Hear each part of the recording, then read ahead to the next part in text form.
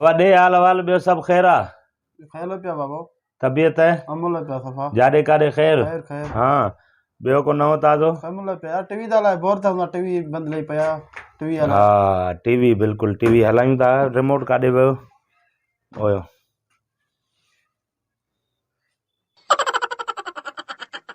छो भला?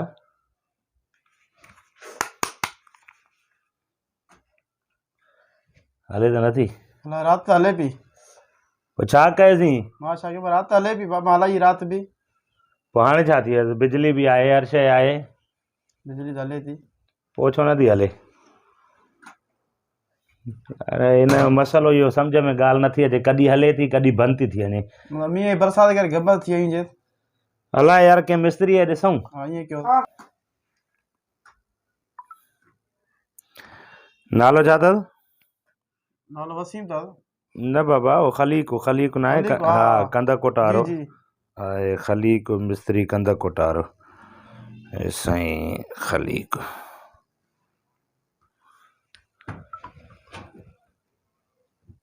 हेलो उस्ताद अस्सलाम वालेकुम।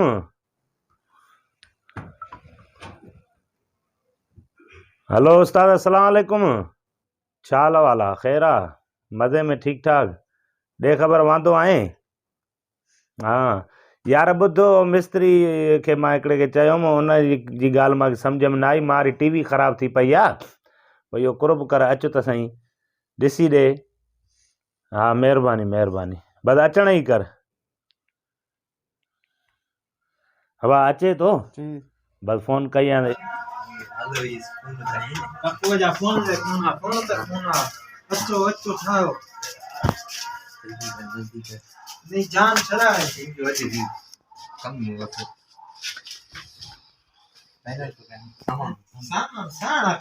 मिस्त्री पाया थी। हाँ मां खीर ढोकड़ी जा चांहि पियो और मां चांद मोटी। हल पोइ जल्दी अचिजांइ मतां गुम थी वञे तो त गुम। हाँ बस वञ जल्दी आ। अब ॾे ख़बर अची वियो उस्ताद? वालेकुम अस्सलाम।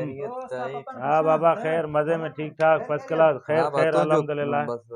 चढ़ी अचो मथे।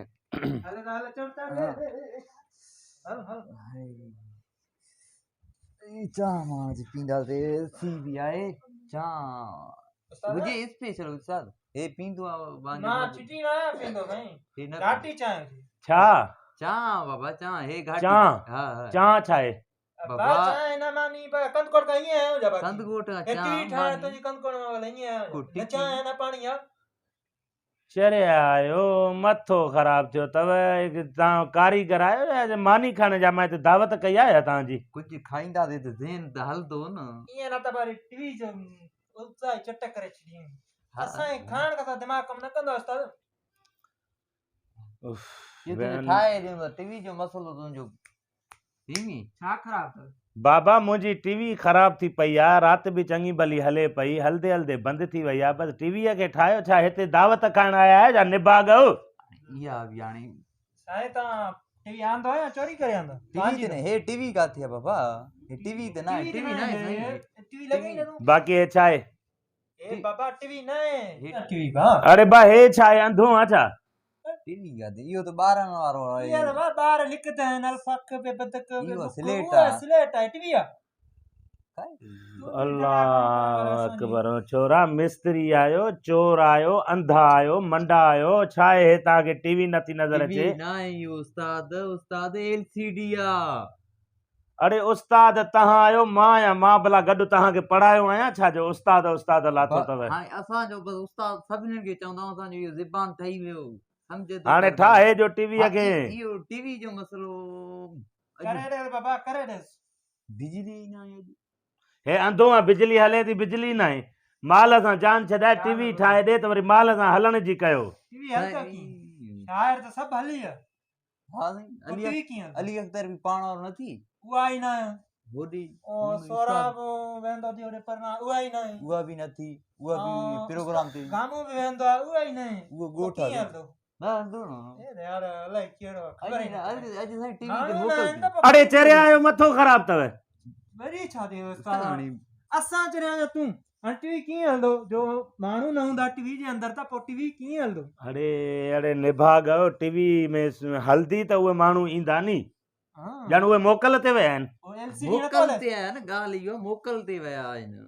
हाणे गामू आयो ॻोठ, सोरा प्रोग्राम ते अली अख्तर बि न आहे। थकिजी वियो पाणी त पिया हेॾी ॾाकण में चढ़ी चढ़ी थकिजी पिया पाणी त पिया मानी पाणी खोड़ पाणी पीआरियां थो, महिरबानी करे औज़ार खोलियो, कमु पटियो। पाणी पिया